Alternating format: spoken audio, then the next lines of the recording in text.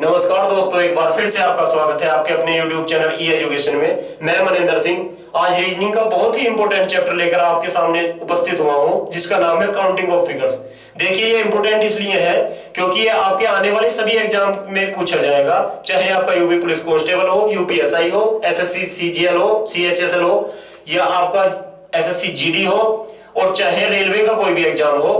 तो आइए देखते हैं ये पहला चैप्टर, जिसका नाम है काउंटिंग ऑफ फिगर्स।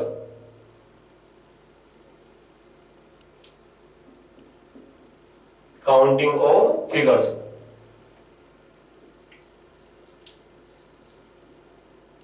देखिए, इसमें क्या है, आपको कुछ आकृतियां दी होंगी और आपसे पूछेगा इन फिगर्स को काउंट करके बताइए, इन आकृतियों को काउंट करके बताइए।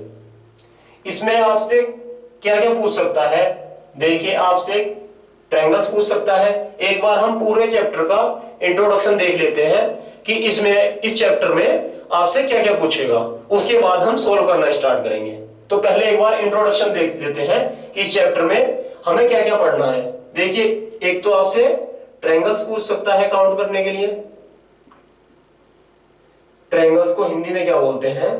हिंदी में बोलते हैं त्रिभुज। देखिए, इसकी एक बार आकृति और देख लीजिए।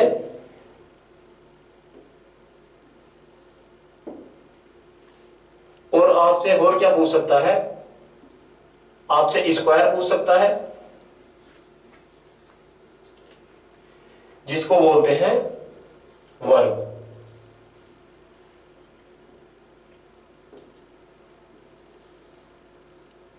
आपसे ट्रायंगल्स पूछ सकता है, स्क्वायर्स पूछ सकता है, या फिर आपसे रेक्टेंगल्स पूछ सकता है,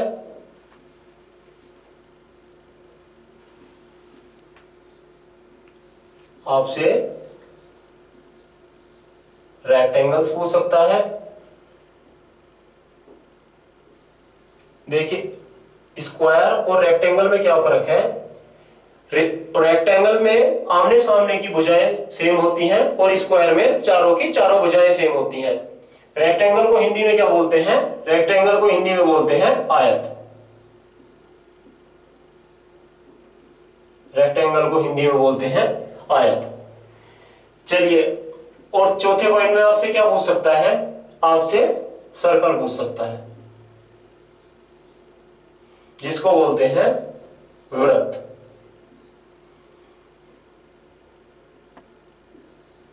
सर्कल को हिंदी में बोलते हैं वृत्त।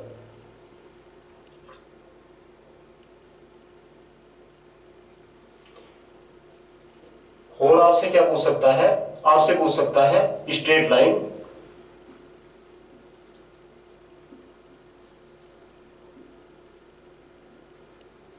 Straight line, number of straight lines. देखिए, स्ट्रेट लाइंस का मतलब होता है सीधी रेखाएं। सीधी रेखाएं। कोई भी आपको एक आकृति दे देगा और उसमें आपसे पूछेगा आप इसमें स्ट्रेट लाइंस बताइए, सीधी आकृति बताइए। यहां पे आपको क्या क्या दे देगा? कोई भी एक आकृति दे देगा, वो किसी भी प्रकार से हो सकती है, और उसमें आपसे स्ट्रेट लाइंस पूछ लेगा। यह आकृति कुछ भी हो सकती है, ठीक है। और आपसे क्या पूछ सकता है? क्यूब एंड क्यूबॉइड भी पूछ सकता है। और क्या पूछ सकता है आपसे? इसमें आपसे पूछ सकता है cube and cuboid. Cube and cuboid क्या होता है? घन और घनाभ। इसमें आपसे और क्या पूछ सकता है? Cube and cuboid. घन और घनाभ एंड घनाभ। एक बार इनकी आकृति और देख लीजिए। घन और घनाभ की आकृति क्या है? देखिए, इसमें घन और घनाभ में क्या अंतर है? घन में तो ये सारी के सारे फेस एक दूसरे के इक्वल होते हैं, आमने सामने का हो या साइड वाले हो, सारे फेस सेम होते हैं, इसकी सारी लाइंस बराबर होती हैं। लेकिन घनाभ में क्या होता है? आमने सामने वाले सेम होते हैं साइड वाले सेम नहीं होते। मान लीजिए ये और ये सेम होगा, ये और नीचे वाला सेम होगा, और ये और इसके पीछे सामने वाला पीछे वाला सेम होगा। तो आपको समझ में आ गया होगा घन क्या होता है और घनाभ क्या होता है। देखिए घन में सारे फेस सेम होते हैं और घनाभ के अंदर आमने सामने के फेस सेम होते हैं। अब एक पॉइंट और पूछ सकता है आपसे विकर्ण, आपसे विकर्ण पूछ सकता है। विकर्ण आपसे ट्रायंगल के भी पूछ सकता है। विकर्ण को हिंदी में बोलते हैं, इंग्लिश में बोलते हैं डायगोनल्स। विकर्ण को इंग्लिश में क्या बोलते हैं? डायगोनल्स। ये जो लाइन है ये क्या है? ट्रायंगल की डायगोनल्स। आपसे स्क्वायर की भी पूछ सकता है या रेक्टेंगल की भी पूछ सकता है। देखिए ये आपका स्क्वायर हो गया और ये आपका रेक्टेंगल हो गया। तो आपसे डायगोनल्स किसी की भी पूछ सकता है, विकर्ण किसी के भी पूछ सकता है, आपसे स्क्वायर के भी पूछ सकता है, ट्रायंगल के भी पूछ सकता है। ठीक है, विकर्ण को डायगोनल्स बोलते हैं। चलिए ये तो हो गया इसका इंट्रोडक्शन। अब आते हैं हम मेन पॉइंट पे। मेन पॉइंट क्या था? पहला पॉइंट हमारा था ट्रायंगल्स, नंबर ऑफ ट्रायंगल्स। पहला पॉइंट था आपका नंबर ऑफ ट्रायंगल्स, ट्रायंगल्स। ठीक है, अब ट्रायंगल्स में क्या क्या पूछ सकता है? देखिए आपको ट्रायंगल्स दे रखे होंगे, आप सभी को पता है ट्रायंगल्स क्या होता है।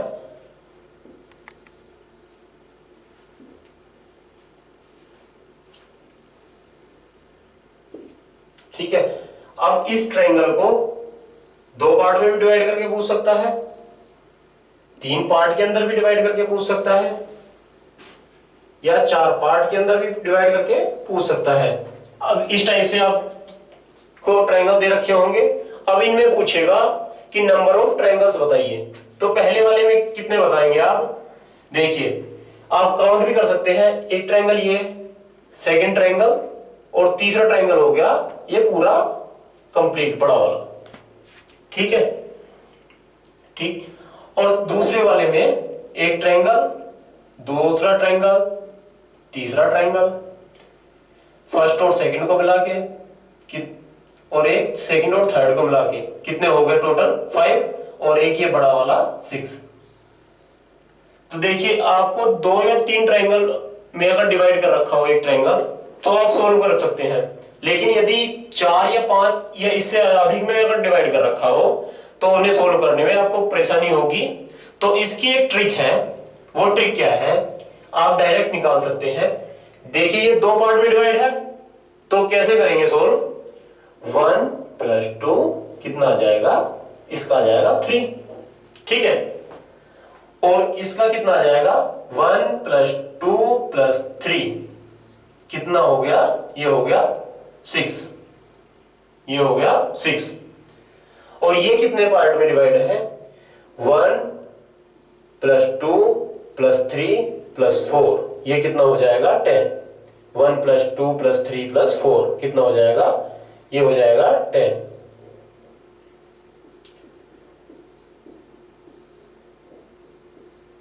ये हो जाएगा 10। तो आपको समझ में आ गया ये कैसे सोल्व करना है। इसकी एक मैथ की ट्रिक भी है। आपको पता है यहां पे ये क्या है? ये नेचुरल नंबर है और वो कंटिन्यू नेचुरल नंबर है। 1 + 2 + 3 + 4 ये आपने मैथ में भी सीख रखा होगा, इसे सोल्व करने का मेथड। तो उसका फॉर्मूला क्या होता है? इसका फॉर्मूला होता है n + 1/2। n + 1/2 ये इसका फॉर्मूला होता है मैथ के अंदर। तो इसमें n क्या है? n है आपका नंबर ऑफ टर्म्स। तो इसमें कितनी टर्म्स है? इसमें है 4। तो n हो गया 4, और n में एक जोड़ देंगे कितना हो जाएगा? 5/2। ठीक है, तो ये 2 से 4 कटेगा, कितने बार जाएगा? 2 बार, तो कितना आ जाएगा? 10। तो इसका कितना सॉल्यूशन आ गया? 10। और इसमें यानी कितना है? 3, और 3 में एक जोड़ देंगे, कितना हो जाएगा? 4। 3 इंटू 4 अपॉन 2, तो ये कितना आ जाएगा? ये आ जाएगा आपका 6। ये आ जाएगा 6। इसी तरह से इसे भी सोल्व कर सकते थे आप। n कितना है इसमें? 2, और n प्लस 1 कितना हो जाएगा? n प्लस 1 हो जाएगा 3 अपॉन 2, तो कितना आ गया? ये आ गया 3। तो देखिए आप इसे दो तरीके से सोल्व कर सकते, 3 तरह से सोल्व कर सकते हैं। एक तो आप काउंट करके सोल्व कर सकते हैं, अलग अलग काउंट कर सकते हैं, 1, 2 और एक बड़ा वाला 3, और इस टाइप से अलग अलग काउंट कर सकते हैं। दूसरा आप इसकी ट्रिक लगा सकते हैं, जितने पार्ट में ये डिवाइड है उन सभी पार्ट को सीक्वेंस में जोड़ दें। तीसरा आप कैसे कर सकते हैं? तीसरा आप कर सकते हैं इसमें मैथ का फॉर्मूला लगा के। ठीक है, चलिए अब आगे चलते हैं। देखिए इसी का एक एडवांस लेवल भी हो सकता है, इसी का एडवांस लेवल भी हो सकता है। एडवांस लेवल क्या हो जाएगा? देखिए आपको ये तो सेम देगा ही, जैसे हमने अभी सोल्व किए हैं, ये तो देगा ही, इसे बीच में से और डिवाइड कर देगा। ठीक है, इसे बीच से भी डिवाइड कर देगा। ठीक है, अब देखिए यदि ये 20 से डिवाइड ना किया होता तो हम कैसे करते? 1 प्लस 2 प्लस 3 कितना आ जाता? 6। 1 प्लस 2 प्लस 3 कितना आ जाता? 6। लेकिन ये कितने पार्ट में डिवाइड हो गया? 1 और 2, 2 पार्ट में डिवाइड हो गया। तो अब इसमें क्या करना है? 6 की मल्टीप्लाई 2 में कर देनी है, तो कितना आ गया? 12। इसका आंसर आ गया 12। तो आपको ये समझ में आ गया, यदि इसमें 20 से भी डिवाइड कर दे तो कैसे सोल्व करना है। चलिए अब यदि ये तो अभी 2 पार्ट में डिवाइड किया है, इसे ये 3 पार्ट में भी डिवाइड कर सकता है, 4 पार्ट में भी डिवाइड कर सकता है 20 से, तो कैसे सोल्व करेंगे?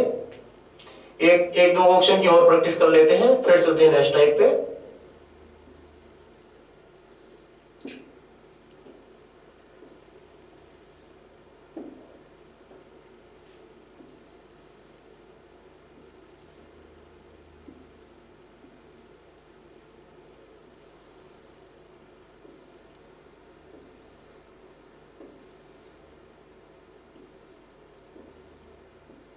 ठीक है, अब देखिए एक बार, इसमें नंबर ऑफ ट्रायंगल्स अगर आपसे काउंट करने के लिए पूछे तो आपको काउंट करने में बहुत टाइम लगेगा, तो उसका हमें पता है ये फॉर्मूला क्या है। इसमें कैसे करना है? 1 प्लस 2 प्लस 3 कितना हो जाएगा? 6, और 6 की मल्टीप्लाई किसमें करनी है? 1 2 3।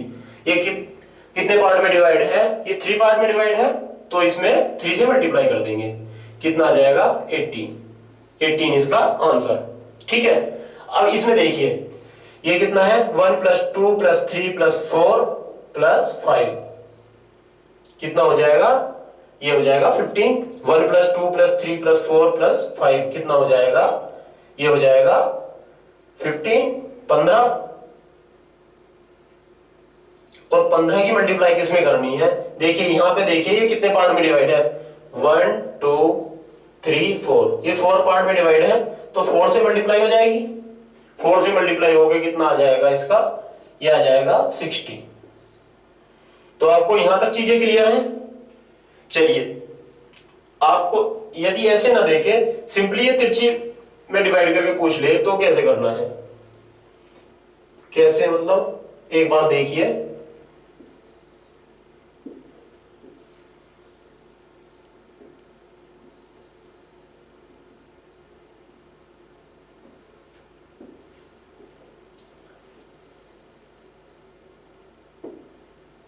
अब देखिए इसमें कैसे पूछ सकता है।